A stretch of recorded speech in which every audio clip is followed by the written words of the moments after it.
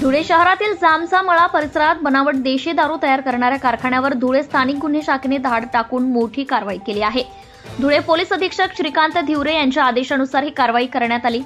दिनांक 24 जानेवारी 2025 रोजी पोलीस निरीक्षक श्रीराम पवार यांना गुप्त माहिती मिळाली की जामचा मळा येथे शेख जावेद शेख मोहम्मद उर्फ जावेद नकट्या हा आपल्या राहत्या घरी बनावट देशी दारू तयार करून ती गुजरात व इतर ठिकाणी निर्यात करतो। त्यानुसार पोलीस पथकाने घटनास्थळी छापा मारला। या कारवाईत एकूण 7 आरोपींचा सहभाग उघड झाला असून 6 आरोपींना ताब्यात घेण्यात आले आहे। मुख्य आरोपी शेख जावेद शेख मोहम्मद उर्फ जावेद नकट्या फरार असून त्याचा शोध सुरू आहे।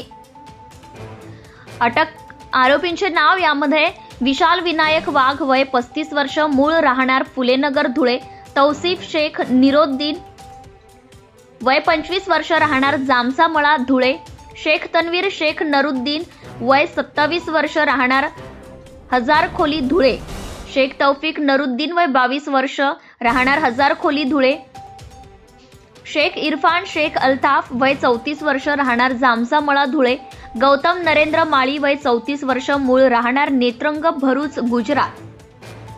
पोलिसांनी छापेमारी दरम्यान 2,95,060 रुपये किमतीचे दारू तयार करण्यासाठीचे रसायन, उपकरणे आणि साहित्य जप्त केले आहे। चाळीसगाव रोड पोलीस ठाण्यात गुन्हा दाखल करण्याची प्रक्रिया सुरू असून मुख्य आरोपी जावेद नकट्याचा शोध घेण्यासाठी विशेष पथक कार्यरत आहे। सदरची कामगिरी पोलीस अधीक्षक श्रीकांत धिवरे, अप्पर पोलीस अधीक्षक किशोर काळे यांच्या मार्गदर्शनाखाली पोलीस निरीक्षक श्रीराम पवार आणि त्यांच्या पथकाने केली आहे। या यशस्वी कारवाईबद्दल पोलिसांचं कौतुक होत आहे। Subscribe now and press the bell icon. Never miss an update.